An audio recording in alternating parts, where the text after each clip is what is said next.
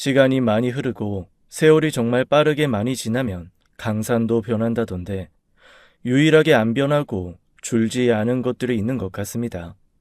예를 들면 부당한 노동자들의 대우나 발전과는 달리 점점 안 좋아지는 자연 환경, 그리고 이 시대를 살아가는 수없이 많은 사람들의 마음가짐까지도요. 저는 늙은이라서 그런지 뭔지는 모르겠지만 아직 신문을 봅니다. 그리고 뉴스를 시간대마다 봅니다. 그래야 오늘 하루 돌아가는 세상을 알 수 있어요. 옆에서 저희 손자놈이 허구한 날 똑같은 뉴스 나오는 거 뭐하러 보느냐고 그렇게 계속 반복적으로 같은 내용만 보면 치매 온다고 걱정하네요. 어린 손주 눈에는 그 소식들이 다 같은 말 같겠지만 저는 아닙니다. 그런 사건들의 피해자들이 다 같은 사람들이 아니듯 저라도 사망한 피해자나 다친 사람들, 슬픈 사연의 사람들의 이름을 한 번씩 더 읊어보게 되네요. 그들이 그저 뉴스에서 스쳐 지나가는 긴 아무개가 아니고 어느 가정의 가장, 아들, 손자, 할아버지, 할머니일 수 있으니까요. 제가 32여 년 전에는 이렇지 않았습니다. 지금처럼 뉴스에 누가 죽었다, 무슨 사고가 났었다는 같은 기사를 볼 때면 한심한 사람들 같으니라고. 저게 다 철딱서니가 없고 생각이 짧아서 저런 선택을 하는 거야. 지 마음대로 죽을 생각하기 전에 지 낳아준 부모 한 번이라도 생각했어봐. 그랬으면 저렇게 허무하게 자살이나 하겠어? 한심한 것들. 죽으면 뭐 대단한 위인 취급이나 해주는 줄 아나? 그저 고인되는 거지. 에이, 저딴 것들 뭐 잘했다고 뉴스에서 틀어주나 몰라? 아예 관심을 안 가져둬야 저딴 짓도 안 하지.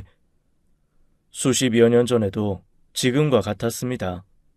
괴롭힘을 참지 못해 자살하는 학생, 우울감을 이기지 못해 생을 마감한 사람들, 아니면 빚이 많아 감당할 수 없는 삶에 자살하는 일가족. 그런 사람들을 불쌍하고 안타깝게 여기기보다는 전 그저 한심한 사람들 보듯 혀를 차댈 뿐이었습니다. 그저 마음이 약해 빠져서 제일 쉬운 방법을 택하는 것뿐이라고 생각했어요. 그들의 속사정, 그럴 수밖에 없었던 이유 하나 고려해보려 하지 않고 말입니다. 그 당시 하루하루 사는 게 바쁠 뿐이었어요. 그래서 내가 왜 살고 있는가, 무엇 때문에 존재하는가 라는 철학적인 생각은 전혀 하지 않았었어요. 물론 지금도 그런 철학적인 이유가 뭐 그리 중요한가 싶습니다. 그저 삶의 이유를 꼭 두고 살아가기보다는 죽지 않고 살아가면서 없는 의미도 만들어가는 게 맞는 거죠. 사는 게 무기력하고 의미 없다는 이유로 죽음을 택하는 게 정말 부질없다고 생각합니다. 이같이 스스로 목숨을 끊는 사람들을 한심하게 봐오던 저를 완전히 바꿔준 건 온전히 다 제 아들 때문이었습니다. 제게는 슬아의 딸 하나, 둘째 아들, 막내 아들 이렇게 세 자녀가 있습니다. 첫째는 워낙에 태어날 때부터 똘똘하고 머리 좋다는 칭찬을 들으며 자라온 아이였어요. 그래서 기대도 크지 않았으나 기대 이상으로 맞이 노릇을 톡톡히 하곤 했습니다. 와, 우리 첫째 딸은 진짜 천재인가 봐. 공부 잘하는 것까지도 이 아비가 바라지도 않았는데 세상에나. 웬만한 남자애들보다도 훨씬 낫네 나. 나는 우리 딸만 보면 배가 고프다가도 배가 부르다니까. 요새 딸 자랑으로 회사 출근만 하면 입이 다 아플 지경이야 내가. 어릴 때부터 공부해라, 가외해라 그런 거 일절 없었는데 뭐든 찾아서 잘하고 저를 닮아서인지 승부욕이 어마어마해서 지길 싫어하는 천성 때문에 더더욱이 뭐든 잘했습니다. 그래서 저나 아내나 그런 딸아이를 늘 자랑스러워했어요. 그리고 셋째인 막내 아들은 첫째 딸과는 달리 공부는 지독히도 못했습니다. 반에서 매번 꼴등을 했고 그렇다고 해서 주눅 드는 아이도 아니었어요. 이놈의 새끼야, 너 이번에 또 꼴등이냐 이 녀석아? 잘하는 짓이다. 네 담임선생님이 뭐라 안 하시디?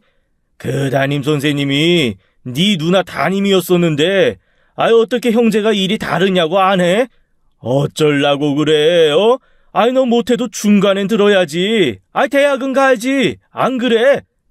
에이, 엄마랑 아빠랑 매일 하는 말이 뭐야? 건강하게만 자라다오. 그거 아니야? 나 정말 건강해, 아빠. 이번에도 신체 검사했는데 나 완전 건강하대. 그리고 잘 봐봐. 꼴등인 건 맞는데 나 체육은 1등이야. 우리 선생님이 공부 진짜 조금만 노력해서 운동 쪽으로 생각해보라고 그랬어. 인생은 성적순이 아니지 않습니까, 아버지? 성적은 안 좋아도 막내 놈은 늘 당당하고 성격이 밝고 쾌활했습니다. 제가 한 소리씩 건네도 크게 신경 쓰지 않았어요. 집안에 잘난 사람은 큰 누나 하나면 족하다나 뭐래나 장난을 치면서요. 그래도 막내고 아픈 것보다야 그렇게 당당하고 건강한 게 훨씬 보기 좋기는 하니 늘 웃어 넘기기만 했습니다. 그런데 10손가락 중에 안 아픈 손가락이 있고 유달리 아픈 손가락이 있듯 중간에 끼인 둘째 아들은 성격도 성적도 그 모든 것들이 첫째 막내와는 달랐습니다. 유달리 감수성이 예민한 아이였어요. 어릴 때도 보면 첫째는 비염이 심하다고 꽃이라면 질색을 했었고 막내는 바로 꺾어다가 아내를 갖다 주는 아이였어요. 그렇담 둘째는 그 꺾인 꽃을 보면서 눈물을 짓는 아이였습니다. 꽃이 그렇게 꺾어지면 같이 있는 꽃들이 서운해. 그리고 아파. 꺾자마자 죽는 거야, 걔는. 불쌍해. 그럴 때면 저는 사내 놈이 별거 아닌 걸로 눈물바람이냐면서 한 소리를 했었죠. 너무 나약해 보였고 딸아이보다도 더 여성스러워 보여서 걱정이 되었었으니까요. 너는 남자가 돼서는 뭐 이딴 걸로 울고 그래?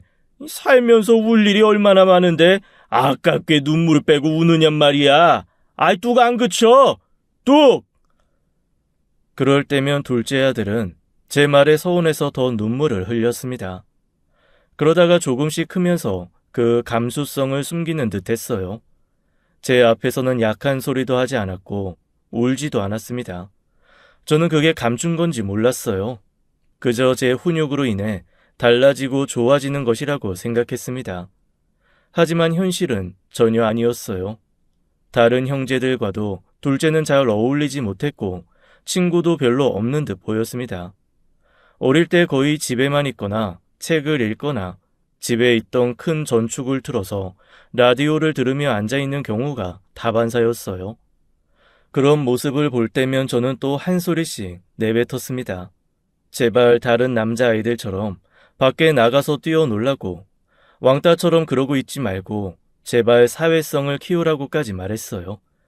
제발 좀 나가서 뛰어놀던지 좀 활동적인 걸 해. 이 집구석에 처박혀서는 사회 부적응자 마냥 그러고 있지 좀 말고 네 또래 애들을 좀 봐라. 어떤 애가 너같이 그러고 있냐? 응? 친구들이랑 어울려 놀고 시간 나면 공부도 하고 운동도 하고 그래야지.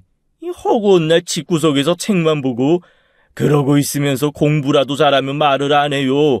공부도 치누나 발끝도 못 미치는 게 어디? 답답해. 둘째 아들은 뭐 하나 뚜렷하게 해내지 못하는 아이였습니다. 지레 겁을 먹고 내려놓는 걸 자주 했었어요. 어릴 때 조금만 재능이 있어도 아내가 전폭적으로 다 지원을 해줬었는데 흥미를 가지면 끝까지 하는 첫째나 그나마 잘하는 걸 발견해서 밀어주면 실력이 뛰어나진 못해도 완벽히 터득하는 막내와는 달리 뭘 시켜도 시큰둥하고 제대로 해내지도 못했습니다. 어느 날에는 둘째가 다니는 태권도 학원에서 전화가 한 번 왔었죠. 아버님, 안녕하세요. 아드님께서 도장을 안 나온 지 꽤 되어서요. 제가 며칠 전에는 도장에서 집에 돌아가는 길에 태권도 도복 하나가 떨궈져 있길래 보니까 아드님 도복이었어요. 길거리에 도복도 다 버린 것 같더라고요. 그리고 인적사항에 집 전화번호도 엉터리로 적어놓고 하는 수 없이 비상 연락망인 아버님 연락처로 이렇게 연락드렸습니다. 저희가 더는 맡아서 봐주지 못할 것 같아요. 평소에 수업도 잘 따라오지 못하고 도복 안에 책을 챙겨와서는 구석에서 책만 읽고 아이들과 이야기도 잘 안 섞여서 친한 친구들도 별로 없어요. 저희가 맞춰주기가 힘들어요. 태권도장보다는 다른 쪽으로 알아보심이. 그렇다고 해서 책을 읽는 모임이나 글을 쓰는 수업 쪽으로 추천을 해도 싫어하거나 책을 버리기도 하고 그랬어요. 도저히 맞춰주기가 어려웠죠. 그래서 아내와 저는 그런 둘째 아들이 단지 숫기가 없어서 다른 아이들과 어울리는 걸 어려워해서 그런 것이라는 판단하에 중학생이 된 둘째만 외국으로 유학을 보냈습니다. 우리나라보다는 외국에 다양한 수업들이 있고 제 형님이 아이 교육 때문에 미국에 있어서 그쪽에 맡기게 되었어요. 당연히 둘째 놈은 싫다고 비행기 타기 전날에 도망도 가고 울고불고 난리도 아니었습니다. 집에 처박혀서 책만 읽고 살고 싶다는 놈을 어떻게든 바꿔보고 싶었죠. 그래도 나름 그것이 성공적이라고 생각했어요. 외국에서 대학 졸업까지 마친 둘째 아들이 돌아왔을 땐 못 알아볼 정도로 많이 달라져 있었습니다. 저나 아내와 대화하는 것도 눈 한번 못 마주치고 말도 제대로 못하던 녀석이 공항에서 막 나와서 저와 아내를 안아주더라고요. 그리고는 눈을 분명히 맞춰보면서 보고 싶었다고 말했습니다. 그때는 정말 눈물이 다 날 지경이었습니다. 제가 세상에서 제일 잘한 일이라고 생각했죠. 둘째가 한국을 다시 들어오고 모든 게 다 제자리로 돌아왔다고 생각했습니다. 첫째 딸아이는 똑똑했던 그대로 열심히 공부를 해서 학교 선생님이 되었고 그저 말썽정이 같았던 막내는 고등학교 때 만난 체육 선생님께 깊은 감명을 받았다며 안 돌아가는 머리 겨우 추스려 재수 끝에 겨우 대학에 들어갔습니다. 체육 선생님을 하고 싶다면서 말이죠. 둘째는 한국에 들어와서 출판 관련된 일을 했습니다. 그렇게 죽어라 책만 파더니 결국엔 책 만드는 일을 하는구나 네가. 이럴 줄 알았으면 그렇게 책만 읽어댈 때 괜히 말렸었나 싶어. 역시 사람은 뭐든 하나 잘하고 좋아하는 게 있다니까. 그렇게 말하는 제게 둘째 녀석은 알 수 없는 말들을 했습니다. 글쎄요. 전 그냥 제일 만만한 걸 선택한 것 같아요. 저는 좋아하는 게 하나도 없었어요. 그나마 책은 집중하게 해줬고 저한테 시끄럽게 말하지도 않았고 책 읽을 때가 가장 속 편했어요. 아버지도 몇 번씩 책 읽을 때 뭐라고 하시긴 하셨지만 심하게 말하시진 않으셨잖아요. 책 읽는 모습이 나쁜 모습은 아니었으니까요. 저는 잘난 것도 하나 없고 잘하는 것도 하나 없는데 유일하게 버티기는 잘하는 것 같아요. 버티기는 누가 잡아당기거나 내치지 않는 이상은 계속 할 수 있으니까요. 외국에 오래 있다가 들어와서 한국말이 조금 어려운 건가 싶었어요. 그렇게 한 번씩 둘째는 제가 못 알아들을 듯한 말들만 늘어놓았습니다. 그냥 유별나다 정도만 생각했었어요. 아들이 어떤 생각을 하고 사는지는 관심이 없었죠. 그러다 첫째 딸이 결혼을 하게 되었고 같은 선생님 일을 하는 사위였습니다. 첫째 딸 못지않게 똑똑했고 싹싹했으며 사회성이 아주 좋았습니다. 첫째 사위가 인사를 온 날에 저는 너무 기쁜 나머지 하지 말아야 할 말들도 늘어놓았어요. 우리 첫째 사위 말이야. 너무 마음에 들어 내가. 자네가 우리 둘째 아지 그러나 예전부터 우리 둘째 아들이 그냥 내가 낳은 자식이 맞나 싶을 만큼 쑥맥에다가 뭐 하나 올바르게 하는 게 없어서 내가 유학까지 보냈어. 우리 집 형편에 말이야. 그 덕에 그나마 저만큼 사람 돼서 돌아왔지. 그렇게라도 돈이라도 안 썼으면 저놈의 자식 지금쯤 아이고 상상도 하기 싫네. 아마 방구석에 처박혀서 지 앞가림도 못하고 있었을걸. 그만큼 지금의 아들이 훨씬 나아졌고 사위가 그런 아들과는 달리 좋다라고 말하고 싶었던 것 같습니다. 제가 지난 날을 후회하는 것 중 하나였어요. 그렇게 제가 취한 나머지 주저리 떠들자 뒤늦게 아들 녀석이 한마디 하는 겁니다. 아버지는 늘 그렇게 말씀하시네요. 제가 큰 누나처럼 대단한 사람이 돼야 하고 막내처럼 쾌활하고 밝은 사람이 돼야 사람답게 사는 것처럼 이야기하세요. 제가 꼭 그 틀에 맞춰서 살아야 할 필요는 없어요. 남들이 보기에 사람들과 잘 못 어울리고 말주변이 없고 크게 성공을 못한다고 해서 꼭 인생 패배자인 것처럼 보시는 건 말도 안 되는 거라고요. 어릴 때부터 여리고 우는 거나 봤지 제 아들이 그렇게 제게 따지는 모습을 처음 봤습니다. 그리고 앞에 사이도 있고 하니 저도 모르게 그렇게 따지는 아들의 머리통을 후려쳐 버렸습니다. 이놈 봐봐 이놈. 아니 내가 너를 얼마나 신경 써서 키웠는데 한다는 말이 고작 네 아비 지적질이냐. 그래 네가 오죽 못났으면 내가 그렇게까지 했겠어. 오죽 사람답게 못 살 것 같으니 아이 걱정이 돼서 그랬다 내가. 아 왜? 그 후에는 제가 너무 취해서 잘 기억은 안 나지만 다른 자식들과 사이가 말리고 둘째가 방으로 들어갔다 했습니다. 제가 큰 소리를 자주 하는 사람도 아니고 둘째 녀석도 그런 저를 잘 알고 있으니 그저 단순한 말다툼 정도로 여기겠지 했어요. 그렇게 잊혀가는 듯 했습니다. 둘째 아들은 걱정과는 달리 아무도 안 만나고 소통이 없는 듯 보였는데 누군가를 만나고 있다고 했습니다. 아내가 먼저 눈치를 챘고 몇 번씩 캠으로 알아냈다고 말해주었어요. 나도 당신같이 얼마나 걱정을 했다고. 둘째가 어디 여자 손이나 한번 잡아봤을까? 누굴 사귀어는 봤을까 싶었는데 녀석이 아무렴 그래도 남자는 남자야. 알고 보니까 미국에 큰형님네 있을 때부터 만나는 여자가 있었대. 아까 형님한테 전화해서 물어보니까 미국 와서 얼마 안 돼서 계속 붙어 다니는 예쁜 한국 여학생이 있었다는데 얼마나 다행인지 몰라. 우리 둘째 아들 노총각 될 일은 없겠어. 둘째 한국 들어오고 2년 뒤에 따라 들어왔대. 그게 뭔 소리겠어? 계속 만나오면서 진지한 관계라는 거지. 저만큼이나 아내가 정말 좋아했습니다. 둘째 아래로 막내가 사고를 치면서 먼저 결혼을 했었거든요. 그래서 둘째는 저와 아내가 거의 포기를 하고 있었습니다. 여자는커녕 주말에도 밖에 잘 안 나가는 듯 했고 누구랑 연락하는 것 같아 보이지도 않았으니까요. 그렇다고 둘째 성격상 맞선이나 소개팅 같은 걸 할 위인도 못 되니 그냥 두자라고 생각하고 있었습니다. 게다가 저나 아내가 막 눈치를 챘을 무렵에 둘째 녀석이 아버지, 제가 결혼할 사람이 있어요. 조만간 소개해드릴게요. 참으로 기쁜 소식이 아닐 수 없었는데 둘째 아들은 무덤덤하게 더 심하게 말하면 어쩔 수 없다는 듯한 말투로 제게 말했습니다.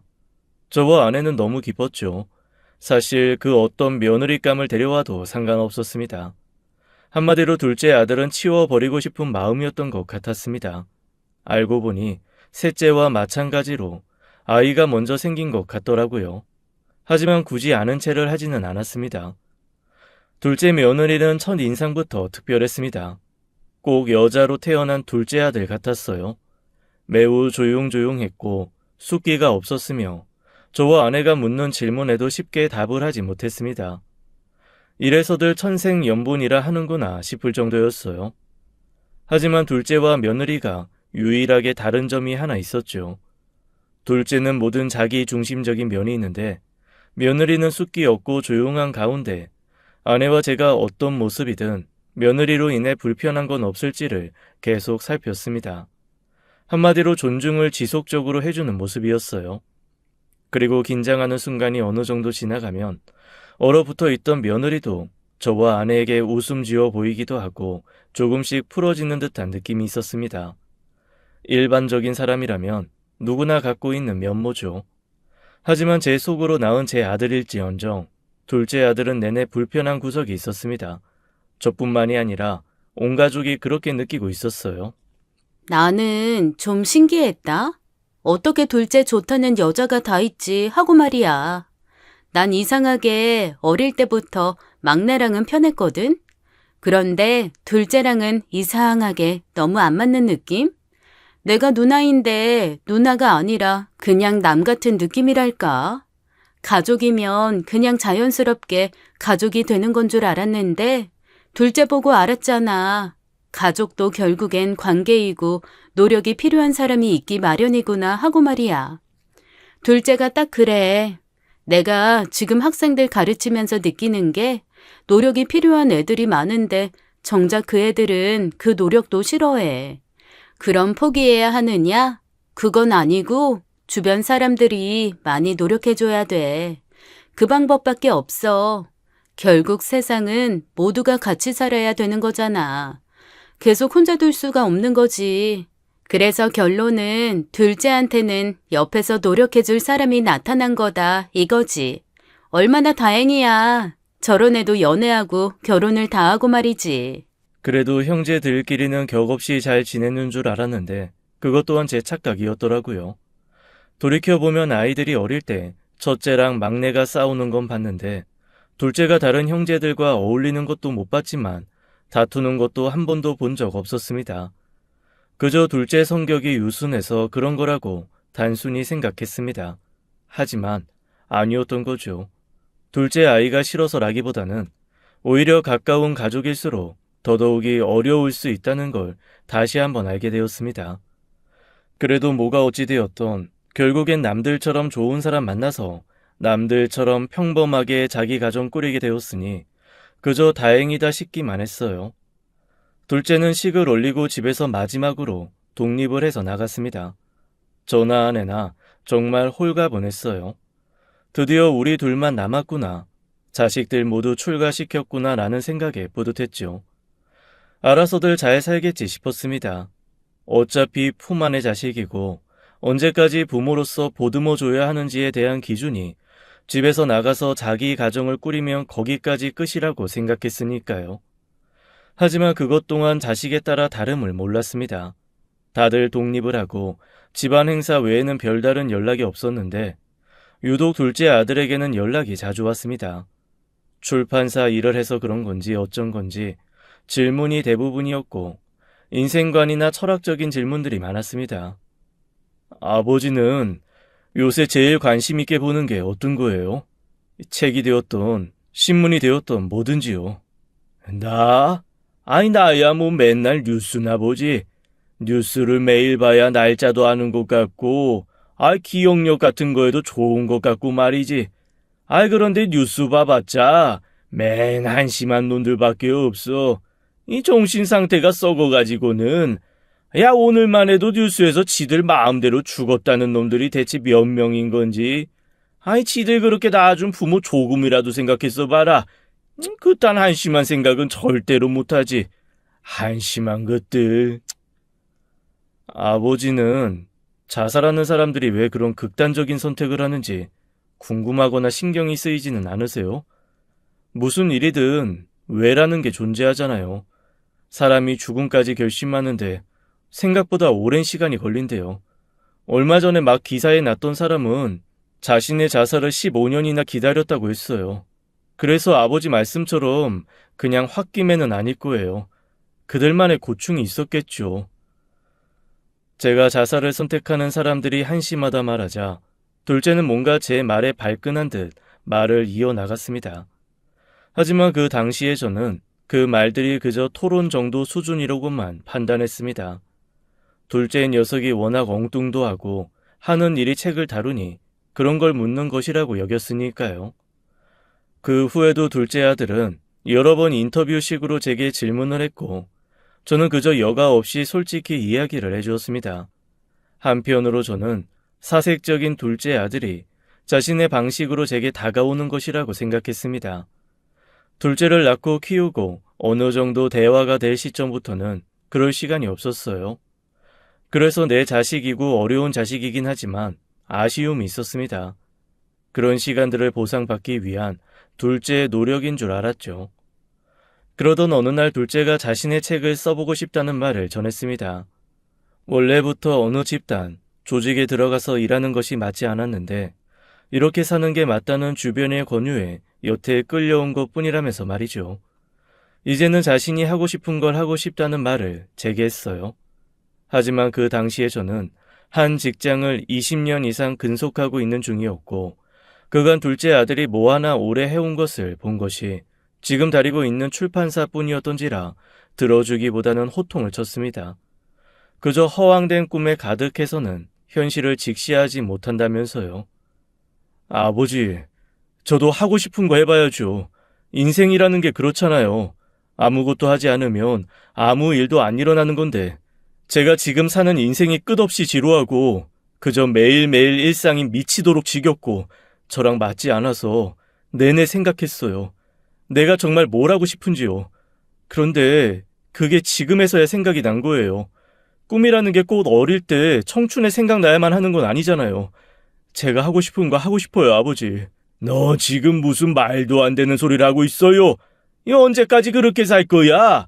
너 진짜 결혼하면 좀 정신 차릴까 싶었는데 여태 그렇게 뜬구름만 잡고 살고 있어 어째? 정신 좀 차려라 자식아. 네가 우리 아들이고 어린 자식일 때나 그런 것들 받아주고 감싸줄 수 있는 거지. 너 지금 책임져야 할 아내도 있고 아들도 있지 않냐? 그런 꿈을 꿀 때가 아니라 미래를 그려야 돼 이 자식아. 네가 지금 꿈꾸는 걸 망상이라고 하는 거야. 응? 철딱성이 없고 무책임한 거라고. 이제 아들도 더 크면 숨만 쉬어도 돈이 술술 나갈 거야.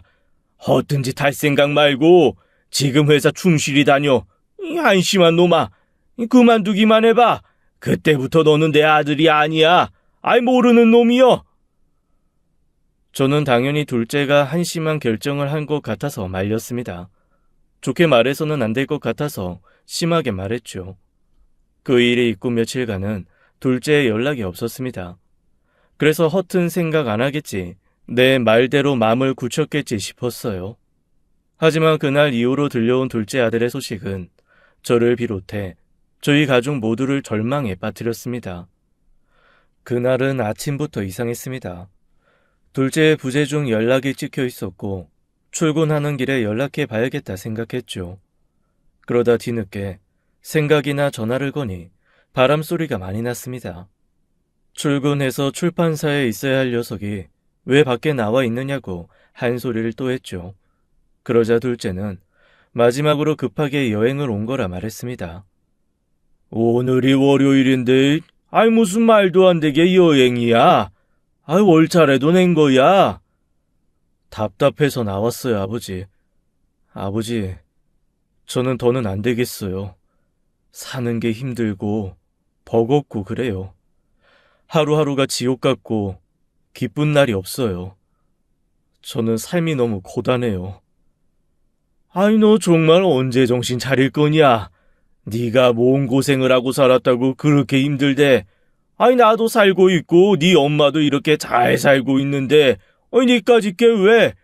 나랑 네 엄마가 개고생해서 니들 먹여 살렸지 키웠지. 번듯하게 가르쳐서 가정도 이루고 지원해줄 거 다 해줬지. 그런데 고단해. 힘들어. 아주 팔자 편한 소리를 하고 있구나. 너는 정신이나 좀 차리고 제대로 좀 살아. 한심한 놈 같은 이라고. 제 말에 둘째는 역시 그렇게 말하실 줄 알았다면서 웃었고 저는 그 말을 긍정적으로 받아들였습니다. 별일 아니구나 싶었어요.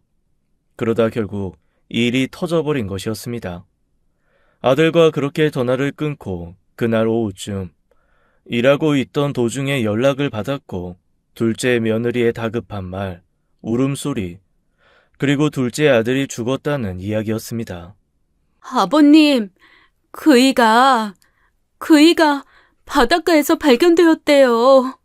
그이가 편지 한 장 안 남기고 죽었대요. 그 말을 듣는 순간 꼭 둘째 아들이 죽을 줄 알았던 것처럼 저는 빠르게 짐을 챙겨 둘째 며느리가 알려준 병원으로 향했어요. 참 허무했습니다. 둘째와 지난날 보낸 시간들이 참 많았는데 보내는 건 정말 한순간이구나. 인생이 뭐 그리 고단했다고 이런 어리석은 선택을 한 걸까 이해도 되지 않았고 허탈함과 답답함 뿐이었습니다. 먼저 와있던 아내와 첫째, 막내 또한 아무 말 없이 죽은 둘째만 바라봤습니다. 그리고 그때 경찰 두 분이 제게 다가와 물었어요. 저와 마지막으로 통화한 기록이 있다면서 무슨 대화를 했는지 말입니다. 저도 모르게 그 순간에 손이 벌벌 떨리더군요. 마지막으로 통화하시는 게 아버님이시고 최근에 통화를 자주 하셨더라고요. 한 번 통화할 때마다 20분 이상씩 하셨었는데 평소에 고인이 무슨 말씀을 하시던가요? 주변에 원한을 살 만한 사람이 있다거나 따로 빚을 졌다거나 한 그런 것들이요. 아직 자살로 결론이 진 건 아니고 조금 더 수사를 해야 해서 아버님 말씀이 좀 필요합니다. 어떤 말씀들 나누셨어요? 그때 그 경찰의 눈빛, 말투에 저도 모르게 얼어버렸고 있는 그대로 솔직하게 이야기가 나오지 않았습니다. 별건 아니었습니다. 새로 계획하고 있는 일이 있는데 그것 관련해서 상의를 했고 본인이 일하는 출판사에서 인터뷰 같은 게 필요하다면서 몇 가지 저에게 묻는 형식도 있었고요. 뭐 아니면 사적인 안부 정도였고요. 고인이 다니던 회사를 관둔 지 한참 되셨대요. 아내분도 모르고 계셨다고. 직장에 연락해보니까 2달가량 되었다고 하네요. 암튼 알겠습니다. 참고하겠습니다. 자식을 잃은 슬픔 앞에 아비로서 제가 하는 것이라고는 그저 분노와 한탄뿐이었습니다. 슬퍼하기보다는 죽은 아들을 원망할 뿐이었죠. 죽음을 선택하는 것만큼 한심한 노릇은 없다고 생각하는 사람 중 한 사람이었으니까요. 멍청한 자식, 내가 그렇게 약해 빠진 상태로 살지 말라고 끝없이 말했었는데 어떻게 내 자식이 이럴 수가 있어? 한심한 자식. 죽은 아들 앞에서 아무리 외친 듯 무슨 소용이 있겠냐마는 죽은 아들의 표정은 제가 여태 봐온 그 어떤 표정보다도 평온해 보였습니다. 꼭 모든 근심 걱정들을 모두 털어버렸다는 듯한 평안함이 보이는 얼굴이었죠. 둘째 아들이 자살임을 경찰 측에서 정확히 확인한 후에야 장례를 치를 수 있었습니다. 부검까지도 다 해보았지만 그 어떤 현이점을 찾을 수는 없었어요. 그렇게 아들을 보내고 남겨진 며느리와 손주를 보는데 그야말로 둘째 아들이 한없이 원망스러웠습니다.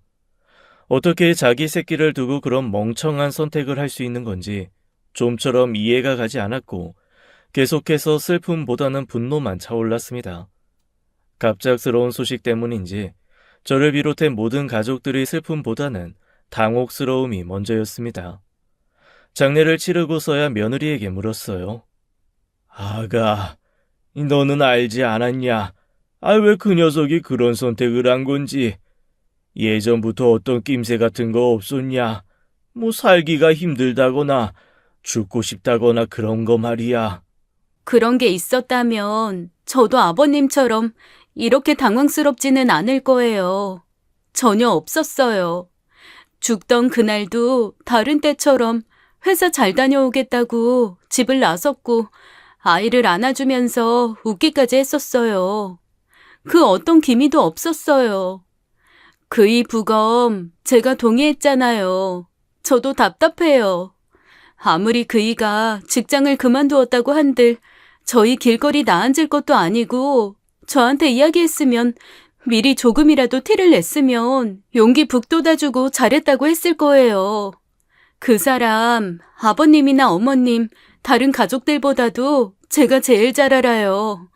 그 사람 겁이 정말 많은 사람이에요. 그래서 처음 만났을 때부터 제가 지켜줘야겠다. 이 사람은 나 아니면 안 되겠다. 그 생각부터 들었던 사람이에요. 그렇게 약한 사람이 죽을 생각? 그럼 최근이 문제가 아니란 소리라고요. 저야말로 아버님께 묻고 싶어요. 그 사람 이럴 거 정말 모르셨어요? 마지막 통화가 아버님이셨잖아요. 정말 별다른 이야기 없었나요? 말씀해 주세요. 작은 거라도 전 들으면 알 수 있어요. 그이가 어떤 마음으로 그런 말을 한 건지요. 며느리의 다그침에 저도 모르게 아무 말도 할 수가 없었습니다. 저는 어쩌면 아들의 죽음을 며느리 탓으로 돌리려 했던 것 같습니다. 나랑은 별말 없었다. 나한테 별일은 없는지 아픈 곳은 없는지 늘 하는 일상 대화뿐이 하지 않았어. 별다른 특별한 게 전혀 없었다. 나도 며느리 너처럼 아무것도 몰랐어. 다를 것 하나 없었다. 그리고 죽기로 작정한 아이 마음을 우리가 뭘 어찌 알겠냐. 모르고 당하는 수밖에 없는 거지. 죽은 그놈이 어리석은 놈일 뿐이야. 뭐가 되었든 살아야지. 살아서 막힌 걸 뚫어야지. 왜 지가 죽어버려. 한심한 놈. 난 내 아들 그렇게 안 키웠다. 이 약해 빠진 놈. 저는 끝끝내 며느리에게 아들이 중요한 선택을 앞두고 제게 의견을 물어섰다 말할 수 없었습니다. 그저 아들을 경솔한 선택을 하는 사람으로 만들기 급급했죠. 둘째 아들을 보내고 안 그른 척 의연한 척 살긴 했지만 거의 정신을 놓고 살았습니다. 자식들 중 가장 추억이 없는 녀석인 줄 알았는데 참 잔인하게도 둘째 아들이 죽기 전까지 저와 이런저런 이야기를 유독 많이 나누어서인지 다른 가족들보다도 제 뇌리에 가장 많은 기억들이 남아 있었습니다. 한편으로는 이 녀석이 일부러 날 가장 힘들게 하려고 그랬던 걸까 싶었어요. 가장 가까울 것 같은 며느리와는 죽기 한 달 전부터 유달리 말이 없었다고 했습니다. 한 번씩 멍하게 창밖을 바라보기도 하고 날짜 개념도 없었다고 말이에요. 꼭 남은 정을 다 떼내려는 사람처럼 화를 내기도 했다고 했습니다. 아버님도 아시겠지만 그 사람 누가 이유 없이 시비 걸어도 화 안 내는 사람이에요. 그런데 죽기 몇 달 전부터 달랐어요. 제가 아이 밥 먹이던 때였는데 아이가 또 밥 투정을 하기에 좀 화가 나서 한 소리 하고 있었거든요. 숟가락 하나 제대로 못 들어서는 아무것도 못한다고, 이딴 작은 거 하나부터 못해서야 아무 쓸모없는 사람 되는 거라고 화가 잔뜩 쌓여서 고함을 쳤어요. 다른 때였으면 제가 힘든 거 아니까 그이가 아이 데려다가 밥을 먹였을 텐데 저한테 크게 화를 냈어요. 그까짓 거 못해도 괜찮다고, 아무것도 못해도 사는데 지장 없다고, 그저 건강하게 자라기만 바라고 아이에게 부담 주지 말라고 말이죠. 이상했어요. 그리고 그 일로 남편과 다퉈서 몇 날 며칠 대화도 안 했고요. 그 일뿐만이 아니라 대화하면서 사사건건 트집이었어요. 그리고 저한테 말 조심하라고 별것 아닌 말도 상처받는 사람 분명 있다고요. 그이가 죽기 2주일 전쯤에 전 이혼까지도 생각했어요. 이렇게까지 하는 건 분명 이 사람이 다른 여자가 있는 거다, 아니면 나랑 그만 살고 싶은 거다 하고 말이죠. 그렇게 온갖 정 다 떼더니 아니나 다를까 차라리 바람을 피우지, 차라리 도박하고 빚을 지지, 차라리 날 때리지. 둘째 며느리는 말을 다 잊지 못하고 울어버렸습니다. 너도 그 녀석처럼 이 멍청한 생각하지 말아라. 지금이야 아직 시기가 이를지 모르겠다만 둘째, 너 아직 젊지 않냐? 마음 정리되는 대로 다른 사람 만나보도록 해. 만약 아이가 신경 쓰인다면 우리가 맡아 키우마. 그렇다고 친권을 달라는 소리는 아니야. 네가 내 아들 때문에 긴 인생을 허투루 안 살았음 싶다. 아니, 네 인생 찾아야지 너도. 아직 젊으니 언제든지 마음 먹으면 새로 시작할 수 있지 않냐. 부담 주는 거 아니니 잘 생각해 보렴. 이 죽은 사람 붙들고 살면 무엇해? 다 부질없고 이 좋을 거 하나 없지. 그런 이야기들을 나누고 둘째 며느리는 다시 일을 시작하고 간간히 저와 아내에게 아이를 맡기곤 했습니다. 저는 둘째 며느리가 재혼이라도 빨리 하길 바랬어요. 둘째 아들과 결혼 생활이 길지 않았고 빨리 마음 정리를 해서 다른 더 좋은 사람을 만나 건강한 마음으로 살길 바랬습니다. 그리고 얼마 후 첫째 딸이 둘째 장례식 이후 오랜만에 집에 찾아왔어요. 아내와 이런저런 결혼 생활 이야기를 털어놓다가 불현듯 둘째 이야기를 꺼냈습니다. 둘째 그렇게 가고 나 매일매일 생각했다. 혹시 나 때문에 그랬을까? 내가 너무 매정했을까 하고 말이야. 그래도 큰 누나인데 나한테 의지 한번 할 법도 한데 둘째가 그런 게 없었거든. 내가 늘 공부에 매달려 사느라 둘째도 그렇고 막내한테도 신경 못 써줬지만 그래도 막내는 한 번씩 억지라도 부렸었거든. 누나 뭐 해줘, 놀아줘, 밥 줘, 용돈 줘 하면서. 그런데 아무리 생각을 돌이켜봐도 둘째가 나한테 뭘 해달라 한 적이 있었나 기억을 뒤져보는데 없는 거야. 그러다가 어제 우리 애가 엄마 뭐해 하고 나한테 묻는데 딱 생각났어. 둘째가 처음이자 마지막으로 나한테 물어본 적이 있었어. 막 시험 공부하던 때 나한테 누나 뭐 하냐고. 그때 내가 바빠, 시간 없어. 그런 대답이 아니라 온갖 짜증 다 내면서 너까지 왜 그래? 이랬던 것 같아. 그때 그 말에 풀 죽어서 내 방문 닫고 가던 둘째가 자꾸 내 꿈에 나와. 많이 서운했나 봐. 나 때문이었으면 어쩌지 엄마? 그때 좀 더 다정할 걸 하는 후회들이 자꾸만 생각이 나. 게다가 내가 아이들한테 심적으로 힘들면 나한테 제일 먼저 손을 뻗으라 하는데 난 바로 아랫동생이 내밀었을지도 모를 손을 못 잡았는데 내가 무슨 자격으로 그럴 수 있을까 싶어. 너무 힘들어 요즘. 가족들은 하나둘씩 둘째의 죽음을 자신의 탓으로 돌리고 있었습니다. 나도 그래, 누나. 어릴 때 둘째 형이 나한테 내가 숙제 못 풀고 있으니까 알려주겠다고 했는데 내가 둘째 형도 모를 거라고, 큰 누나 오면 물어볼 거라고 막 무시했었거든. 돌이켜보면 그때 형이 나한테 처음으로 먼저 말을 걸어줬었어. 원래 형이 우리한테 먼저 말 절대 안 걸었잖아. 그나마 아빠한테 자주 질문했지. 형이 아빠는 좋아했으니까. 저는 막내의 말에 화들짝 놀랐습니다. 단 한 번도 둘째가 제게 애정을 가지고 있을 거라는 생각을 해본 적이 없었어요. 오히려 원망을 했으면 했지 좋은 감정 하나 없을 것이라 여겼습니다. 그간 나만 둘째에게 거리를 두었구나 싶었습니다. 저는 둘째가 죽기 전까지는 죽음이라는 것은 모든 게 끝나는 순간이라고 생각했어요. 그 생에 그 사람의 정신이 육신이 없으니 무존재로 되는 것이라고 말이죠. 하지만 아니었어요. 지금 이 순간 제가 예전 기억을 돌이키듯 우리 가족 모두에게 죽은 둘째의 기억이 남아있었고 잊지 않으려고 애쓰는 둘째 며느리도 있었으니까요. 둘째 며느리는 둘째 아들이 죽은 이후부터 저희 집에 자주 들렀습니다. 들러서 둘째 아들이 어땠었다, 어떤 사람이었다라고 말하면서 푸념도 하고 험담을 늘어놓기도 하고 울기도 하고 그랬어요. 며느리만의 이별 방법이라 여기고 처음엔 뭐든지 다 들어주었습니다. 욕을 한다면 똑같이 욕을 해주었고 좋은 점을 끄집어내면 그런 면도 있구나 하며 들어주었고 운다면 눈물을 닦아주었죠. 하지만 시간이 지날수록 둘째 며느리가 죽은 아들을 잊지 않고 붙잡고 있는 듯한 기분이 들었어요.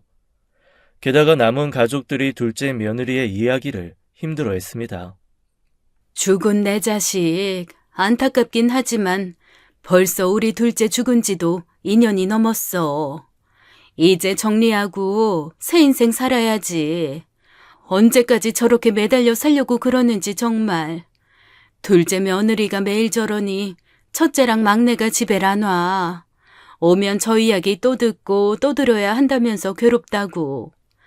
좀 잊고 지내고 싶은데 괜히 죄책감 드는 것 같단 말이지. 쟤를 어쩌면 좋을까 모르겠네.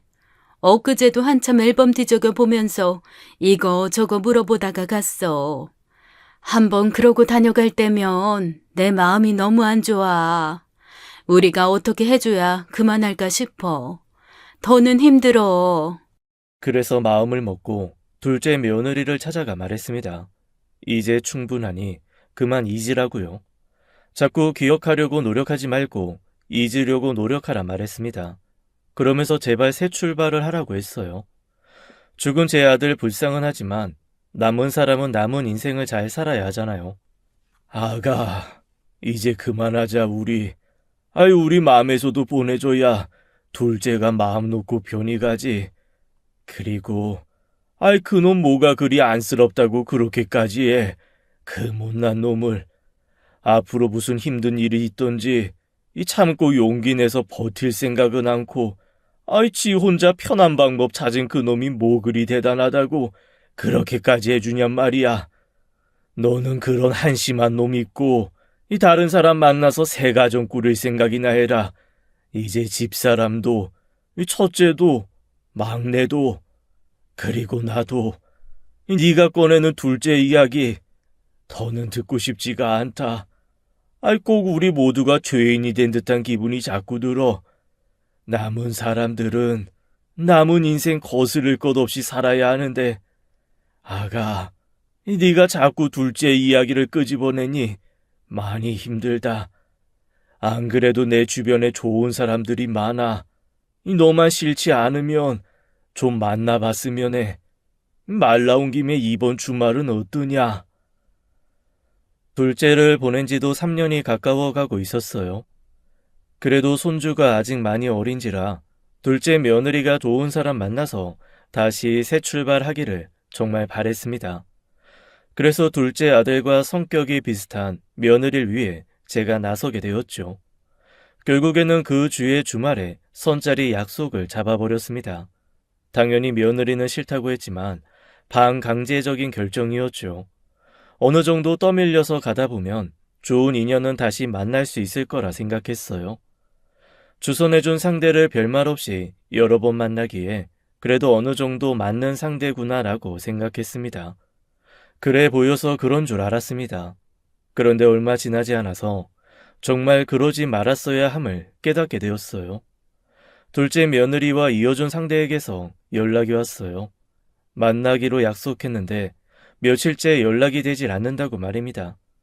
이상하게 그때와 비슷한 느낌이 들었습니다. 둘째 아들이 죽던 그날처럼 같은 느낌이 들었죠. 아내에게 둘째 며느리에게 물으니 안 그래도 어제 약속 있다고 애를 맡기고는 안 데려가더라고. 나는 당신이 소개해준 사람 만나느라 그런 줄 알았지.